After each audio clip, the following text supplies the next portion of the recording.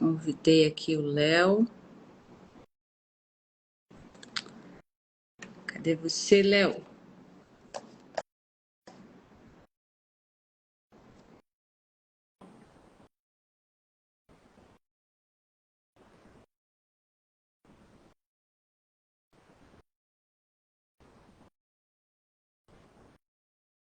Conseguiu aceitar aí meu convite?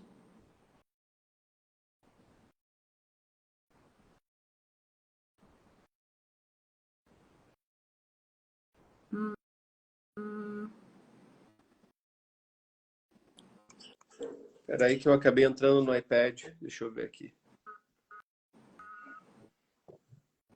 Talvez aqui. Peraí que eu acabei entrando no iPad. Deixa eu ver aqui. Talvez aqui. No outro é melhor. Deixa eu só. Eu acabei entrando no iPad. Tá. Oi, pessoal. Deixa eu ver aqui. Quem que tá aqui? Fala aí pra gente de onde vocês são, por favor. Enquanto o Léo vai apanhando lá do iPad dele.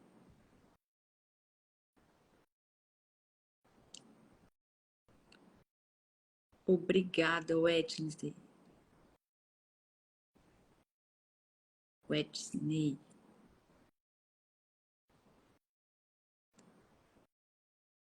Vamos ver aqui. Agora o Léo vai entrar. O outro, cadê a peruca?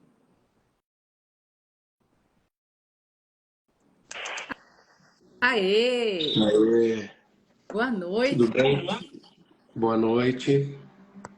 Tudo bem? Tudo jóia. Pessoal, a gente vai começar aqui a nossa live. Eu aqui num calorão, numa seca danada. O Léo aí numa chuva, né, Léo? Bastante. Tá? Choveu bastante. Qualquer coisa aí vai cair, porque tá muita chuva, muito raio aqui. E a gente tá com um cara aqui que ele tá empenhado em trazer o que tem de melhor nas pesquisas para os nossos vinhedos, para que a gente consiga oferecer para vocês vinhos cada vez melhores. Leonardo Cury, ele é engenheiro agrônomo, professor, doutor em viticultura na IFRS Bento Gonçalves. E a gente vai falar um pouco sobre os nossos vinhos aqui do Cerrado, tirar algumas dúvidas que vocês enviaram para a gente. Eu acho que não vai dar para falar tudo, porque foram 21 perguntas, bastante coisa legal, né, Léo? E é um prazer ter você aqui.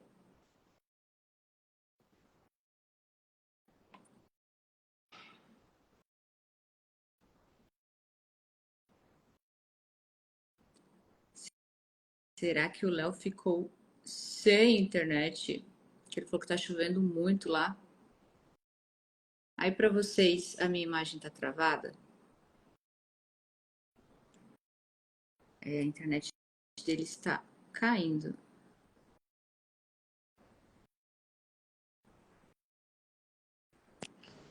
Aí, agora deu.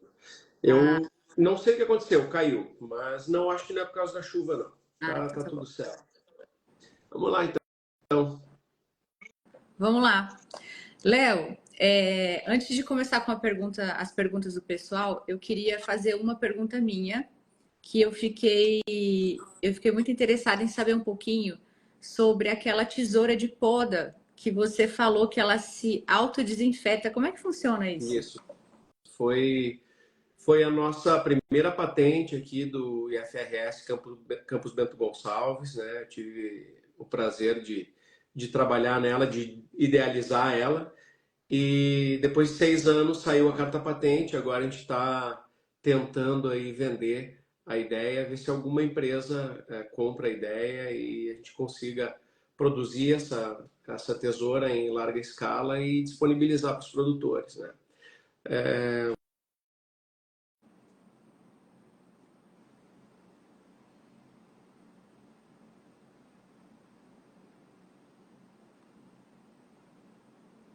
Tá. Acho que a internet do Léo tá travando. Devia ter servido um vinho aqui. Olha, enquanto ele tá travando ali, eu vou falar aqui. A gente vai sortear um vinho para vocês no final da live. Esse aqui é Entre Eixos. da Horus. Ele é um blend de Syrah, Malbec, Safra 2022. Para quem adora um churrasco, ele é maravilhoso. Cadê? Acho que ele entrou aí.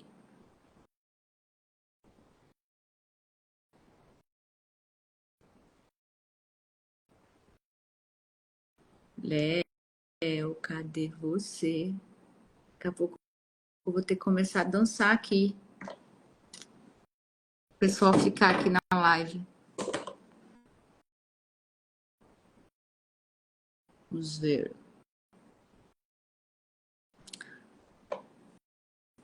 Bom, enquanto o Léo tenta entrar, que eu acho que a internet dele tá caindo.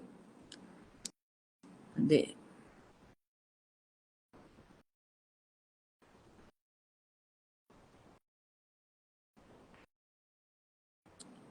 Olha, não... deve ser alguma coisa do provedor aqui, porque nunca deu problema. Mas Tu vamos lá. pagou a conta da internet esse Paguei, mês? paguei, paguei, Ah, paguei. Não, tá tudo ai, ai. certinho. Como eu estava falando, né? Então, agora, um dos maiores problemas da viticultura hoje é a podridão descendente, né? A podridão de madeira. Então, a planta acaba apodrecendo de cima para baixo por realmente as tesouras estarem espalhando. Então, pega uma planta contaminada, ela acaba contaminando mais e mais plantas todos os anos. Então, utilizando essa nossa tecnologia aí, a ideia é baixar bastante essa infestação, né? Essa reinoculação do fungo e acabar perdendo menos plantas, que é um custo alto, né? Além de custo de comprar uma muda nova, instalar uma muda nova, tem que esperar aí pelo menos 3 anos para vocês um pouco menos, mas aí uns 2 anos, 1 ano e meio no mínimo para ter 2 anos para ter uma produção já. Sim. Pra gente tudo é custo, né? É, Tudo é custo. Tudo que pode minimizar o custo é muito bom e isso reflete depois para o consumidor lá na ponta, é né? verdade. A gente tem alguns entraves, a gente vai discutir, eu acho que umas perguntas boas vieram. A gente vai discutir hoje alguns entraves que a gente tem na dupla poda, mas Com que a gente está certeza, aí para justamente auxiliar vocês, né? com certeza. Léo, assim, acho que uma pergunta mais básica, até para o pessoal que não é do meio da vitivinicultura, o que faz hoje do Cerrado uma boa região para se fazer vinho? Porque é uma região nova, é uma coisa assim que o pessoal sempre pergunta: ah, mas o Cerrado dá bons vinhos, né? O que faz dele? Eu costumo dizer que além de ser só o cerrado, né, é o cerrado de altitude. Então, a altitude faz a grande diferença aí na vida de vocês, como viticultores, né? É, vocês têm problemas, assim como nós temos no verão. Então, a ocorrência de muita chuva no verão. Então, questão de alta pluviosidade, altas temperaturas na maturação, né? Vocês têm aí e isso acaba interferindo na qualidade do vinho. Então, essa sacada da dupla poda para deslocar esse ciclo e conseguir colher no momento melhor, e o que é esse melhor, né? É uma quantidade de chuva menor, ou seja, eu consigo repor a necessidade hídrica da planta quando eu quero, né? Quando eu quero não, quando a planta precisa e na quantidade que a planta precisa, e ao mesmo tempo ela vai maturando numa temperatura muito boa. Muito boa para quê? Muito boa para a conservação e para que a maturação fenólica, né, a maturação dos fenóis, que é o que é cor, taninos e aromas, ela ocorra numa condição climática de temperaturas mínimas mais baixas. Então, esse é o grande pulo do gato para vocês. Aí, quando eu falo de cerrado de altitude, né, e que eu estou trabalhando, mas vale para o sul de Minas também, vale para Rio de Janeiro, vale para Espírito Santo, mas aí o RID, né, o RID-DF, a região aí entre Distrito Federal e Goiás, que a gente está trabalhando, esse é o grande pulo do gato que vocês têm aí para essas questões de, principalmente, maturação e qualidade do vinho. E aí a gente pode falar, e a gente consegue já descobrir no vinho de vocês, quem não conhece, vocês têm que conhecer, os tintos, eles têm um potencial fenólico muito grande, então eles têm uma complexidade tânica, uma complexidade aromática, uma coloração, esse é um dos exemplos, né? E o Syrah tem se dado muito bem aí. E também você tem as notas do Sauvignon Blanc. Quem nunca provou, quem já provou de Santa Catarina e nunca provou o do Cerrado de Altitude, eles têm muita semelhança, por incrível que pareça, né? A gente tem uma diferença aí de alguns graus de latitude, mas a gente tem uma altitude muito próxima, né? Aí 1000, 1100 com vocês, aqui até 1200, 1300. Mas a gente tem aquele aroma bem característico do vegetal, e não é um vegetal ruim, não é um pimentão, não é aquele vegetal bem marcado da ruda. A gente encontra até às vezes o xixi de gato, né? Que alguns acham estranho, mas ele ocorre nos vinhos aí do Cerrado de Altitude, quando eu falo aí em Brasília e Goiás. A gente fala Isso é muito muito interessante. do maracujazinho, né, do Cerrado.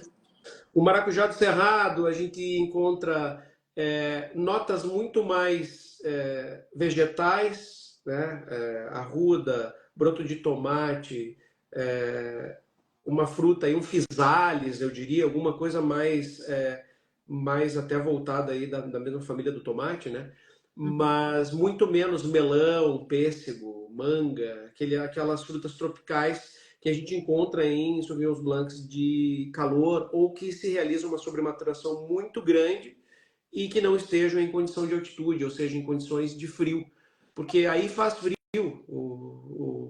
Chegou a fazer 3 graus, né, durante a maturação. Uma mínima de 1, 2 dias deu em 3 graus. Então é uma região que realmente é bem interessante para cultivo da uva. É uma amplitude térmica grande, né? E aproveitando esse gancho da questão do Sauvignon Blanc, do Syrah, o pessoal pergunta muito assim, o que você tem visto, quais castas que você acha que tem potencial também, tirando a Syrah e a Sauvignon Blanc, que a gente já viu que apresentaram, tiveram um bom desempenho aqui, né, na nossa região. Hoje eu digo que o pior problema, né, da região, e não só da região, é da dupla poda, é justamente a questão de quantidade. Hoje eu vejo que, apesar de ter flutuações, né, alguns anos, alguns ciclos de produção, produz bastante, produz bem, ele não consegue, a gente não conseguiu ainda manter isso em patamares médios que tenha rentabilidade ótima para o produtor, porque às vezes produz muito bem e no outro ano, no outro ciclo de produção, acaba produzindo muito mal. Então, essas questões a gente tem que ajustar e é o que justamente a gente está estudando agora, né? E é um problema de que a Sauvignon Blanc e a Syrah não passam. Então, por exemplo, tem outras com muito potencial. Malbec, por exemplo, eu provei Malbecs aí excelentes, né? Tem 1 ou 2 produtores daí que estão produzindo Malbec e são excepcionais. O Marcelin tem tido respostas muito boas também. O Tempranillo, que quando consegue produzir, a gente tem algo bem interessante, né? Que mais? Que mais que a gente tem visto aí? Eu gostei muito do vinho base espumante de Chenin Blanc, que eu provei, acho que você provou aí também na última evento que teve. Né? Achei muito interessante mesmo, uma acidez muito Lá da boa, Renata, uma condição. Isso, da da Marquese, né, Marquese. do Fabrício. Isso. E tá com um potencial muito bom para espumantização. Então é algo que surpreende, né? Não sei se tu percebeu, mas tem uma explosão ali de maçã verde, Tem. pera, e uma acidez super elevada. Então a gente consegue prever produtos, né? O espumante, né? Que seja aí o champenoise. Não digo e não acho necessário que seja de 20, 24, 36, 70 meses. Acho que talvez o caminho nem seja por aí, mas já dá para dar mais uma complexidade no vinho com essas questões sobre as borras, de né, um período aí bom de sobre as borras, mas não tão elevado. Acho que vai conseguir um produto excelente. Acho que vocês vão ter grandes surpresas boas aí Não, com essa uva também. bacana. Não, e nós vamos lá na bodega, a gente vai ter a Marcelã, a Tempranillo, Merlot, Syrah. Inclusive, eu quero deixar aqui um beijo para o meu pai maravilhoso que está patrocinando essa live, que vai pagar aqui a conta da energia desse mês para a gente poder realizar essa live. Ai, ai. Vou aqui para uma pergunta aqui muito legal que o pessoal fez, inclusive foi o Wagner que fez isso daqui. Que outros países já fazem ou poderiam estar fazendo o mesmo manejo da dupla poda, pensando em épocas de estiagem e no momento ideal para maturação e colheita de uvas para vinhos de qualidade? Essa é uma pergunta bem interessante, é uma pergunta bem pertinente, inclusive. Outros países estão pensando já em utilizar a técnica da dupla poda não para fugir da chuva e produzir, maturar a fruta numa época que a temperatura mínima é mais baixa e não tem chuva, eu consigo controlar. Não, não é esse o viés desses países. É muito interessante, inclusive eu estava conversando contigo esses dias e talvez role aquele projeto junto com Portugal, Grécia, Itália e Espanha, Eu principal vou de financiadora é a estagiária. Espanha. Tá bom. A, Eu já vou me candidatar. a principal financiadora, a Espanha, e de maior interesse, né? Justamente porque eles estão colhendo, gente, com 45, 47, 49 graus durante o dia e eles estão realizando colheita. Qual é o problema disso? O problema disso, principalmente para as tintas, para as brancas é a questão de acidez, praticamente zero acidez. Para as tintas, além de zero acidez, eu tenho zero, como eu digo, zero acidez é exagero, tá? Mas baixíssima acidez, a gente tem o problema de que a maturação fenólica ela nunca ocorre. Então, a maturação fenólica que eu digo de fenóis, então aromas, taninos, cor, essa parte de fenóis, tá? Ela nunca vai ocorrer na plenitude, com temperaturas muito altas. Então, e a tecnológica, a maturação tecnológica, que é basicamente açúcares e ácidos que influenciam no pH, ela ocorre muito rápido. Então, eles têm ganhos de açúcar muito rápido e a maturação fenólica ela não consegue acompanhar. Então, tentando fugir disso e aí entrando com o aquecimento global, mudança climática e todas essas questões que, querendo ou não, estão influenciando já e há algum tempo. França tem trabalhos já há muito tempo com a região de Champagne, inclusive já detectaram que a cada 10 anos é 0,6 graus de açúcar que aumenta. Então, eles têm já isso mapeado. Essas regiões que a alta temperatura durante a maturação ela é muito presente, há a possibilidade de fazer com que, com a dupla poda, a gente colha ela no inverno. Aí justamente para tentar fugir do calor, que é diferente do nosso. Então o problema não é chuva, o problema é excesso de temperatura. Então, Madeira, Açores, Canárias, Grécia, sul da Itália e sul da Espanha tem esses problemas e que podem sim podem ser superados com a dupla poda. E isso agora eu vou tentar explorar isso agora até no próximo congresso. Acho que daqui a 2 semanas nós estamos indo para a OIV e aí eu vou me encontrar com a menina que cuida da agência financiadora desses projetos e nós vamos trocar umas figurinhas. Quem sabe a gente consiga já emendar aí um pós-doc para fazer aí um ano fora estudando dupla poda nessas regiões. Olha só. Inclusive, mês que vem eu vou para a França. Quem sabe eu já não consigo visitar algum lugar lá que. Na França, o problema da França é que, e aí é importante você pensar nisso e trazer isso, nessas regiões os invernos costumam ser muito rigorosos. Então, quando o inverno é rigoroso, tem geadas, tem neve, e aí isso acaba impossibilitando a dupla poda. Mas nessas regiões que têm um clima mais tropical, né, com o Mediterrâneo, né, com o Mediterrâneo sem essa ação do gelo no inverno, aí eu consigo trabalhar essas questões. Em França eu acho mais O que que complicado. tu Na França eu acho mais comentou da região de Champagne? do que, Tu comentou alguma coisa sobre a região de Champagne? mas não para dupla poda. Acho que a gente comentou outra coisa. A gente comentou outra coisa. Não, então desculpa. Não, Eu que estou não, fazendo sem confusão problema. aqui. Sem problema. Tá. Ainda da questão da dupla poda, qual outra peculiaridade os vinhos do Cerrado possuem? Bom, é justamente esse potencial que eu vejo. Eu vejo muito potencial. Bom, vamos voltar.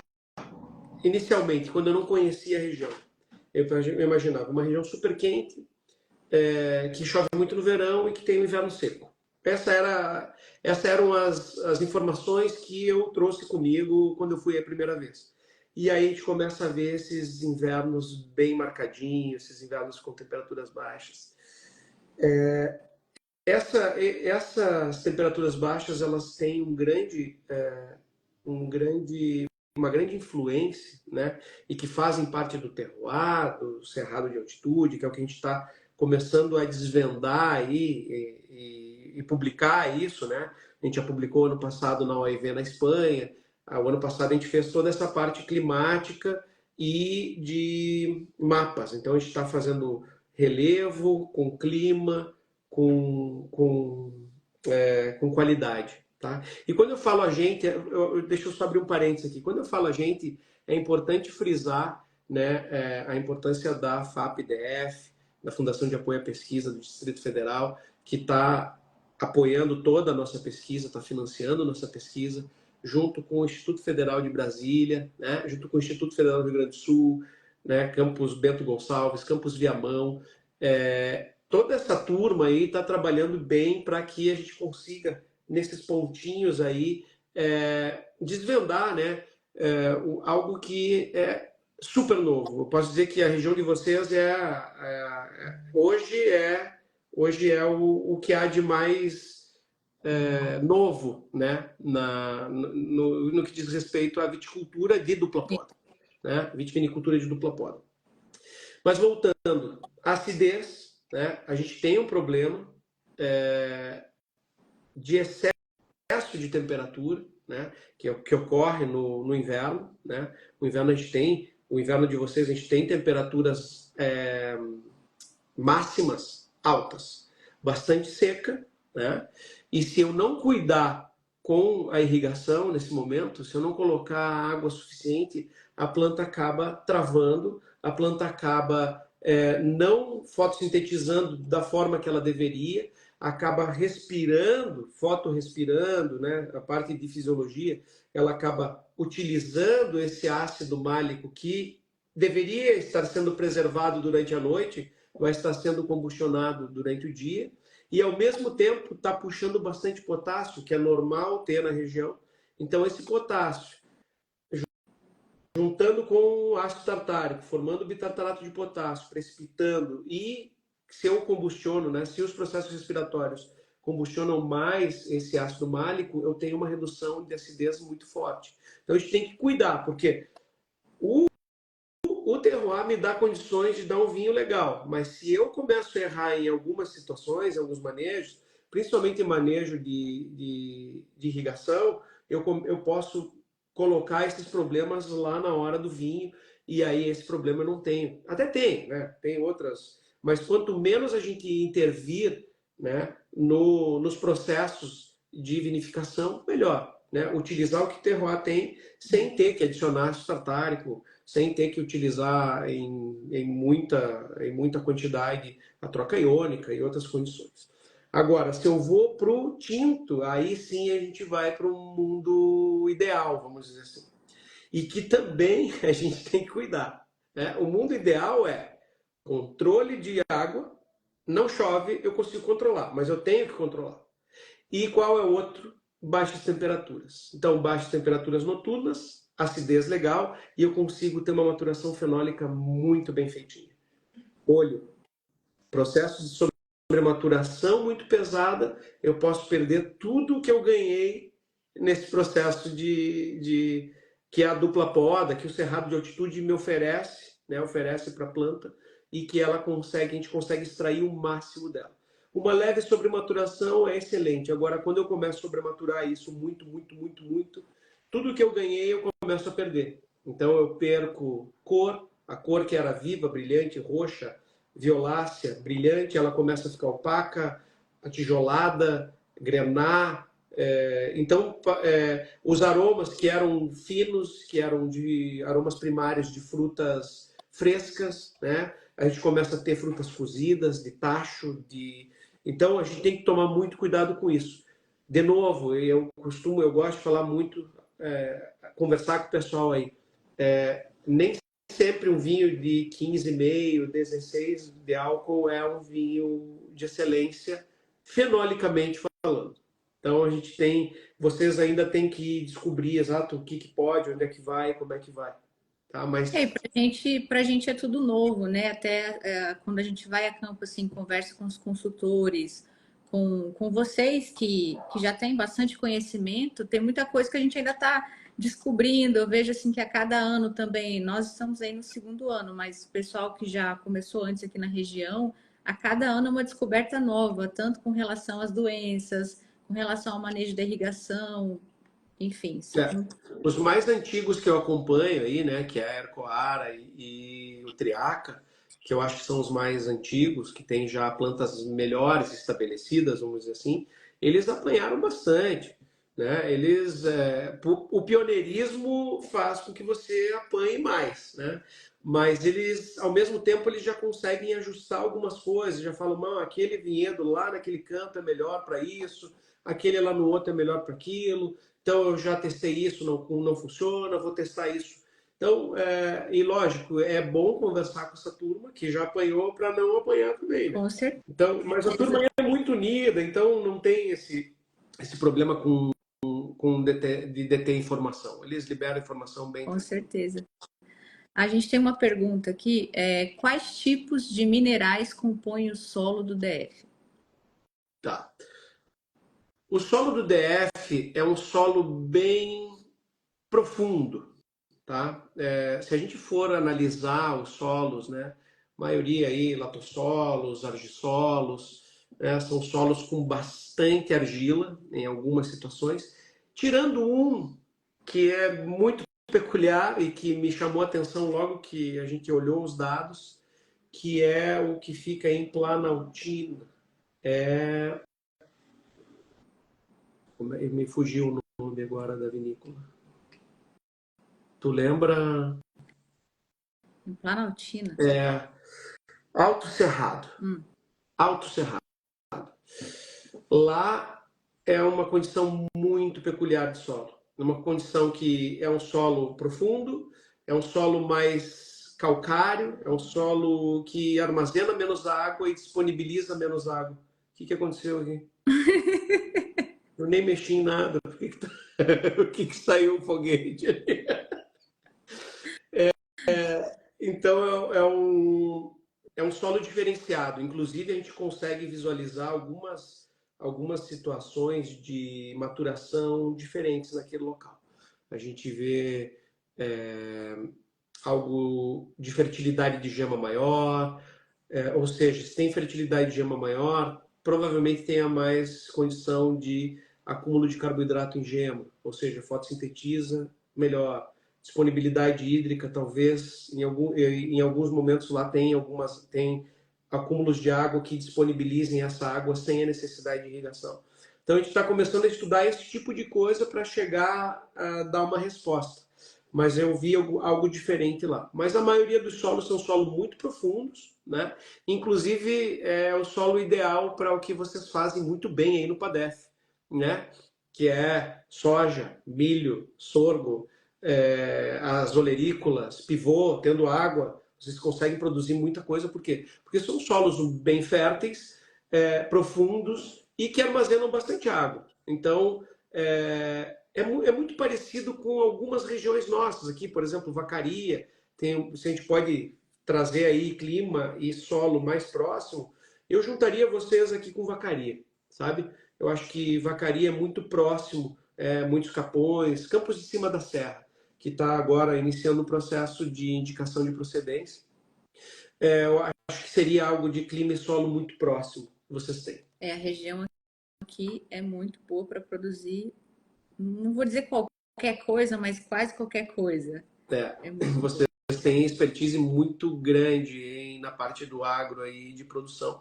E lógico, estão se aventurando e se aventurando muito bem, com excelentes resultados, vinhos premiados, e não vão ser os primeiros nem os únicos, virão mais, e aprendendo, né? E eu posso dizer que eu aprendo muito com vocês, cada vez que cada minha ida para aí, eu aprendo muito e eu sempre volto com uma pulga atrás da orelha tentando trazer alguma solução ou buscar alguma solução para algum problema que eu vi aí. Fala do Instagram que vocês têm, que É verdade. O grupo, né? Se vocês quiserem seguir, é o Vites Cerrado, tá? Quem quiser seguir no Instagram é o Vites Cerrado.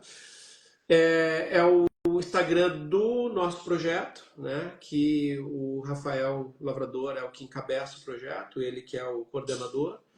Tem a Xana Flores, que trabalha a parte de indicação geográfica, né? Denominação de origem, paisagem. Ela é geógrafa e fez o doutorado dela com a parte de sustentabilidade de vinhedo na França.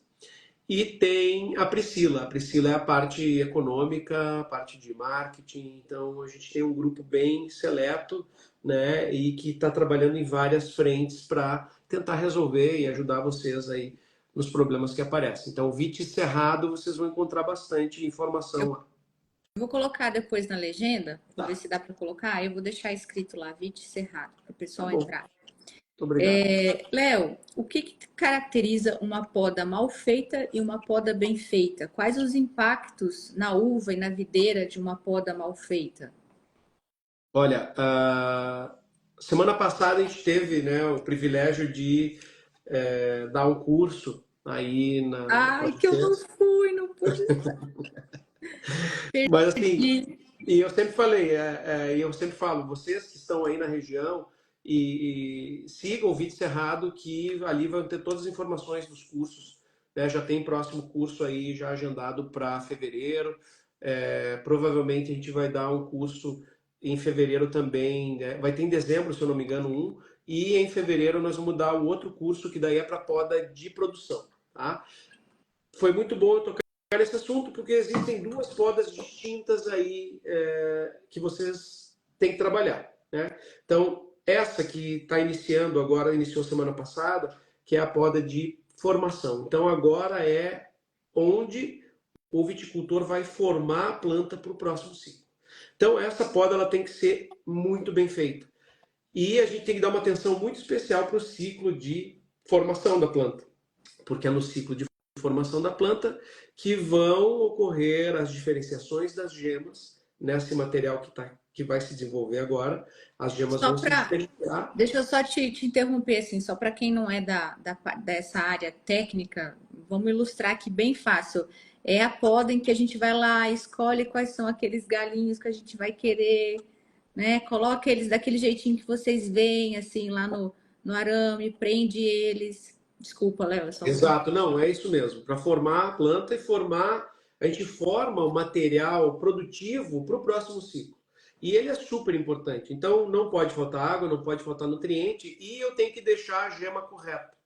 Se eu faço uma poda muito curta, muito cegada, só as gemas da coroa vão brotar. Então, gemas basilares e a gema cega vão brotar. Essas gemas geralmente brotam com brotações não tão vigorosas e eu preciso de vigor para a próxima planta. Então, a gente bateu bastante na tecla de deixar uma gema franca, que é a primeira gema mais desenvolvida que a gente vê. Então, a gente corta logo acima dela.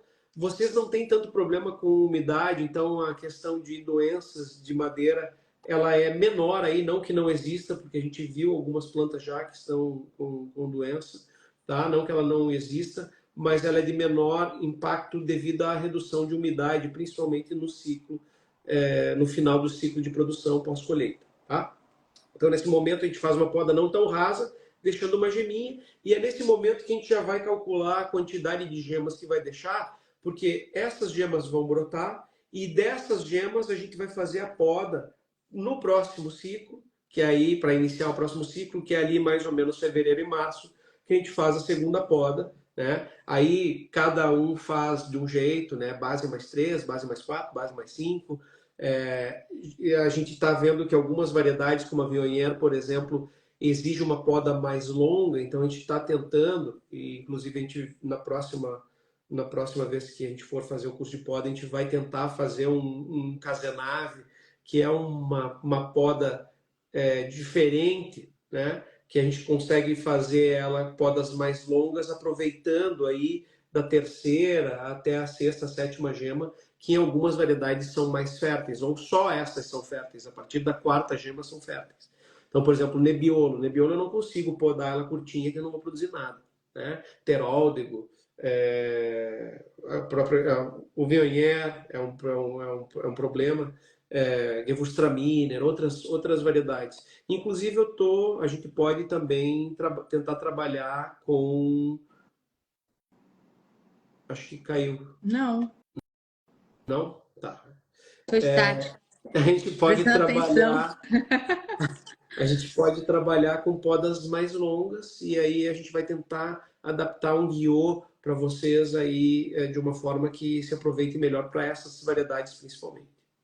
Não, bacana. Aí eu não vou faltar de jeito nenhum. Que Essa daí é bom. de fevereiro, né, que tu falou? Provavelmente fevereiro, março nós vamos fazer. Tá.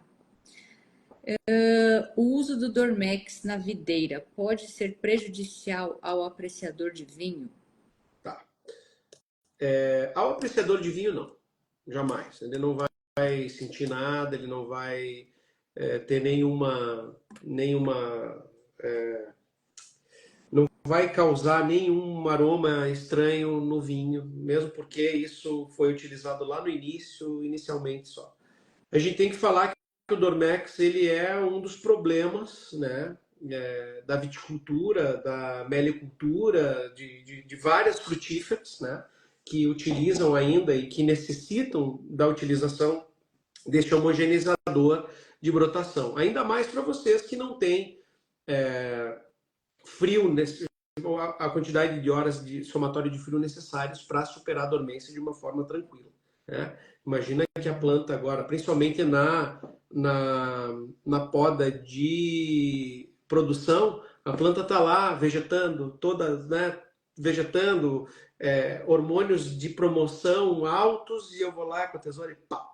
Imagina isso, a planta com fusão, eu não tenho hormônios de fim de ciclo, a planta não está preparada, eu vou lá e podo ela, né? Eu sou obrigado a colocar alguma coisa que estresse essa planta, e realmente o Dormex tem essa função de estressar, de produzir peróxido de hidrogênio dentro da gema, um dos ciclos, uma das funções dele é essa, né? Ele estressa tanto a planta que produz uma quantidade de peróxido de hidrogênio, de água oxigenada extremamente alta, a planta se estressa e acaba uma das reações dela é brotar e iniciar um novo ciclo. Aí a gente entra, nem vou entrar no caso, mas tem putrecinas, tem outras rotas metabólicas que também faz com que acelere essa saída assim, de dormência sem estar em um período de dormência. Essa é a grande questão. Tá? Mas é necessário, a gente está testando outras coisas, nós vamos tentar baixar, até esse ano, falando com a Isabela, que também é uma das nossas bolsistas, né, do projeto, a Isabela da Almacena, a Bonato, ela vai testar alguma coisa agora de tentar reduzir a quantidade de Dormex e aumentar, tentar trabalhar com Bud Breaker, que é uma citocinina, que é muito mais tranquila, para a gente continuar, para a gente tentar dar uma trabalhada, pelo menos tentar reduzir a quantidade de Dormex utilizada na viticultura aí de vocês. Bacana, vamos ficar de olho aí nesses resultados dessa pesquisa. Falando da questão que tu comentou das gemas, né, na poda de formação, qual seria a contagem ideal de gemas na poda de formação? Tá. Na poda de Perguntas formação. que tivemos. Essa é uma excelente pergunta, mas eu não posso te precisar isso porque vai depender muito da condição de cada um dos vinhedos, né? O que a gente preconiza como base é que você, na poda de produção, trabalhe aí com 80, 85 mil gemas por hectare. Então, o ideal é trabalhar para que eu consiga chegar com 85 mil gemas por hectare. Eu vou contar lá o meu espaçamento, quantas plantas por hectare. Essas 80 mil eu vou dividir pelo número de plantas. Vai dar um número X de gemas. Então, esse número de X de gemas, e aí a gente vai ver que geralmente são 2 gemas que a gente utiliza lá na poda de produção. Então, eu tenho que ter uma condição de saídas, que o pessoal fala aí, né? Que a gente poda para formar as saídas, que essas saídas tenham uma condição mínima, né, de contando que cada uma delas eu vou usar 2 gemas, que eu tenha a quantidade de gemas por planta, que aí gira em torno de 30, 32 gemas por planta, vai me dar aí, bota 16 saídas, né? Na Syrah já é bastante, já é quase um exagero, né? Porque eu tenho, cada saída eu vou ter basicamente 2 cachos e 2 cachos pesados. Então vou estar trabalhando aí com uma quantidade de cachos bem grande, que inclusive é bem satisfatório economicamente, trabalhando com esse número de gemas. Mas eu tenho que trabalhar com a quantidade de gemas que vai determinar se eu tenho irrigação bem feita, se eu tenho a nutrição bem feita. Então são várias outras situações que eu tenho que entender antes de dizer, deixa tanto, deixa tanto. Mas a regra geral é 80, 85 mil gemas por hectare lá no final, lá na gema, lá na poda de produção. Mas também é importante a gente lembrar, Léo, que nem sempre tantos cachos assim é o que a gente procura, né? Porque às vezes o pessoal deve pensar assim, quanto mais cacho, melhor. Mas tem vezes que o produtor tem que ir lá e ralhar um pouco. Então... E eu sempre costumo falar, se o produtor está ralhando, ou ele deixou um excesso de gema, isso é fato, mas se ele deixou uma quantidade de gema certa e aqui um detalhe importante, e se o dossel vegetativo acompanhou, porque não adianta eu ter um monte de gema, um monte de cacho e ter um docselzinho vegetativo baixo, que a planta chega no momento e trava. Então, eu preciso que essa planta cresça bastante, eu preciso trabalhar aí, principalmente na Syrah, eu tenho que trabalhar aí com 1,2 até 1,6 metro quadrado de área foliar por quilo de fruta. Então, isso vai me dar aí 1,30 m, 1,40 m, às vezes até 1,5 m de dossel. E eu preciso trabalhar com esse dossel nessa altura. Então, e eu tenho visto muitos vinhedos que chegam no momento e travam, né? Não tem mais crescimento. E não é nem questão que despontou ou que... Não, realmente, tem um ou outro sarmento que passa e eles fazem o desponte, mas, no geral, o dossel está reduzido. Então, antes de pensar em número de caixas, número de plantas e tudo isso, eu tenho que dar condições para que aquela planta se desenvolva e desenvolva um dossel vegetativo, uma quantidade de folha suficiente para maturar aquela quantidade de frutos. Tá? Por isso, se ralhou...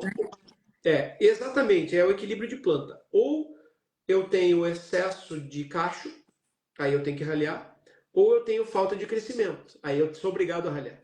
Né? E mais uma regrinha que a gente aprendeu na marra, lá no meu mestrado, que a gente não deve deixar sarmento sem cacho. Então, se for o Syrah, tudo bem, se eu for fazer um raleio, eu tiro um cacho e o outro Explica fica... o que é o sarmento, Léo, Sarmento pessoal. é a brotação, o desenvolvimento da brotação. É a brotação nova, tá? Que é uma brotação sarmentosa, a gente chama de sarmento. Mas a brotação do ciclo, que vai ser produtiva, eu não posso deixar ela sem cacho. Então, se eu tenho que fazer raleio, eu deixo pelo menos um cacho ali. Ou se eu tenho muita uva e o cacho tem ombro, por exemplo, tem cacho que tem ombro duplo, ombro simples. Por exemplo, o Malbec. O Malbec ele é um cachinho ele não é tão piramidal e ele tem um ombro bem desenvolvido. Se eu tiver que fazer um releio, é melhor eu tirar os ombros. Então, a gente sempre contabilizava cada 3, 4 ombros, a gente contabilizava um cacho que a gente tirava. Ou seja, menos folha que vai ter que trabalhar para aquele pedaço de cacho que a gente tirou. Mas nunca deixar nunca deixar um sarmento, né, ou uma brotação sem cachos. Porque daí a planta vai trabalhar para a raiz, a planta vai trabalhar para o carboidrato que está sendo fixado na fotossíntese vai para outro lugar, e não para o cacho. Olha aí o pessoal falando, que aula, viu? Ó, tá vendo? Vamos aqui para mais uma pergunta. Perguntaram aqui o que faz de algumas safras melhores que outras para determinados vinhos. Ixi, isso daí é tanta coisa, né? É uma pergunta bem ampla, mas eu posso jogar para a realidade de vocês, tá? E que aí é um outro grande trunfo que talvez eu tenha me passado e não ter falado.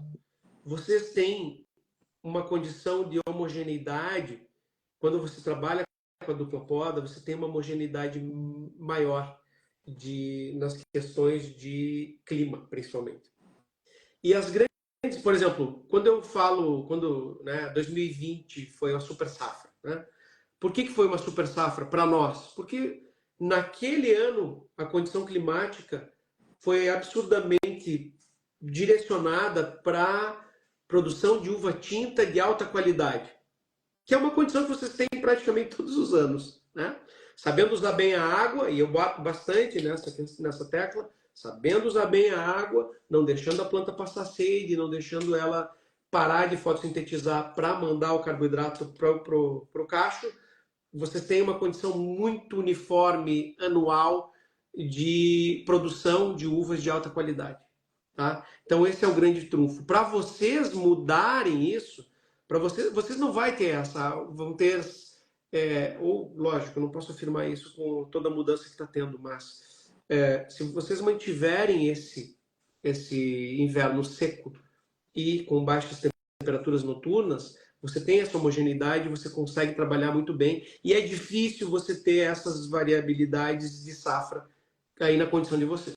Então, é muito provável que vocês tenham safras sempre muito próximas, um vinho muito mais padronizado do que a nossa condição aqui no sul, que depende muito de ano. Esse ano vai ser um ano de laninha, provavelmente vai ser um ano muito mais próximo do de vocês. Então, a gente vai ter estresse hídrico, a gente vai ter uma condição de controle de maturação um pouco melhor e eu não tenho água aqui disponível para irrigar. Os nossos vinhedos, a maioria deles não são irrigados. Então, em algum momento morre planta, é uma loucuragem também com essa questão de laninha.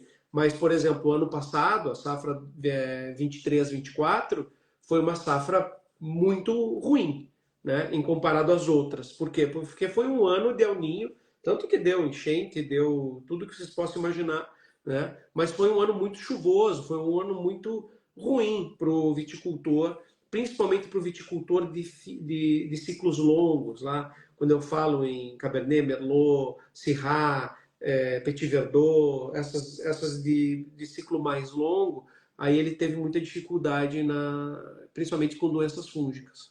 Tá? Então, de novo, vocês são muito mais uniformes. Eu não vejo vocês com esse complicador de diferenças de safra.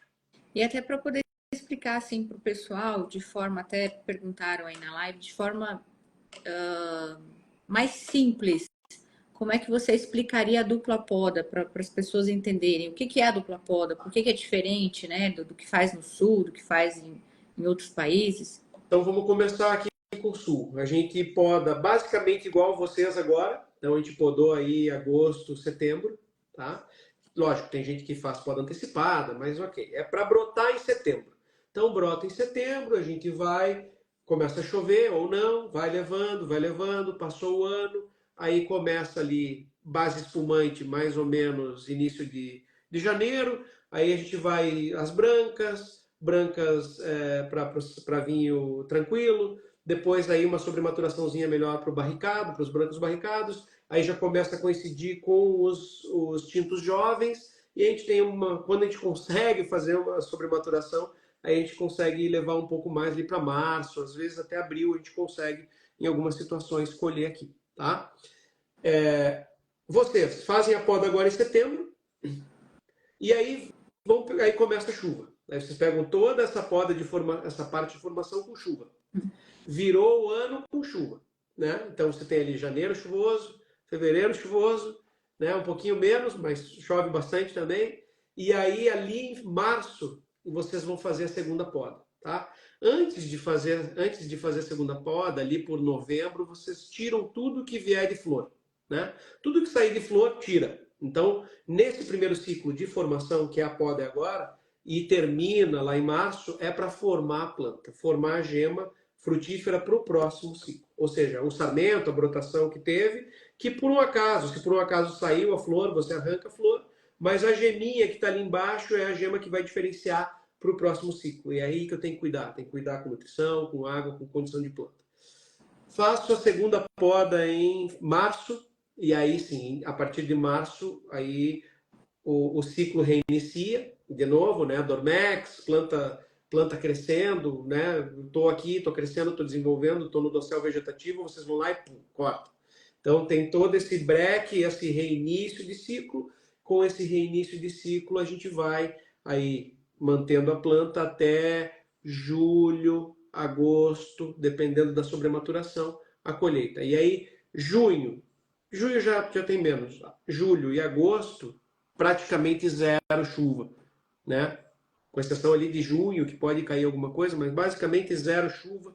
E aí a gente tem zero chuva e temperatura noturna baixa, que a gente já comentou, é o trunfo de vocês para ir justamente na maturação. Ah, eu quero maturar um pouquinho mais, eu quero maturar um pouquinho menos, quero vir um pouquinho menos alcoólico, mais alcoólico, com uma maturação fenólica mais viva, com frutas mais frescas, ou eu consigo submaturar um pouco para chegar no tacho, para chegar numa chimia e, né, uma uva de uma uvada, né? Você sente às vezes a sobrematuração foi tão grande que a gente sente aroma de uvada, né? Aquele aroma de uva cozida, né? Uva de tacho, né? Que também tem seu valor, tem seu mercado, mas o grande trunfo é esse, da dupla poda. Acho que eu fui claro, não sei. Sim, sim, sim, com certeza. Até fizeram uma pergunta aqui, eu achei bacana. Se puder comentar depois sobre a demanda de profissionais na área de enologia, seja nas regiões tradicionais e também nas novas regiões de produção. Só que a gente já vai dar 1 hora aqui de live. Não sei se vai dar tempo da gente poder comentar. A gente podia deixar isso aí para uma próxima, né? Pode ser, pode ser. Mas assim, a demanda, isso vocês têm uma demanda reprimida, então vocês precisam desses profissionais. Sim. E eu sempre falo para os meus alunos, assim, ó, vocês estão comendo mosca aqui, vocês deviam se atentar mais nessas questões de dupla poda e sair daqui, mas o pessoal é muito enraizado aqui. O pessoal, eles preferem ficar aqui batalhando com muita gente, né, do que se aventurar. Alguns sim, tem grandes profissionais que saíram daqui, estão aí hoje, e estão fazendo esses trabalhos excelentes, mas aqui o pessoal é muito enraizado. E eu tento dar uma empurrada, vão, que lá tem oportunidade, E vocês aqui são tem muita competentes. oportunidade, né, Léo? Muito. Falando assim agora, eu agora falando como produtora aí, né, que a gente está construindo a vinícola, então tem muita oportunidade, o mercado tá crescendo, a gente está precisando de tudo. Sim, sim. Estamos precisando Até, de tudo. até produto é difícil achar. Né? Eu recomendo um produto, não tem. Não, aí alguém daqui também tem que abrir o olho, botar uma revenda aí para também, né, entrar Com no jogo. certeza. Tem uma base, Né? né? Porque às vezes demora. Às vezes a gente precisa do produto, demora. E aí já passou. Então, e outra, né? Vocês têm, pela quantidade de projetos que estão saindo, e eu não falo nem só aí de vocês. A gente vai para Rio de Janeiro, é um absurdo de projeto que está saindo. Né? Espírito Santo, Minas, e todos eles precisam de gente. E por vezes estão com profissionais ali que, o cara fez um vinho lá uma vez, vamos fazer com ele e tal. E talvez não tenha a, a formação adequada, né? Então, é um mercado que tem, é um mercado que abriu e que eu tenho certeza que vai Até ser. consultores, Léo. Eu estava conversando outro dia com Sim, o Frederico Novelli, que é o nosso consultor, o pessoal da Flueno.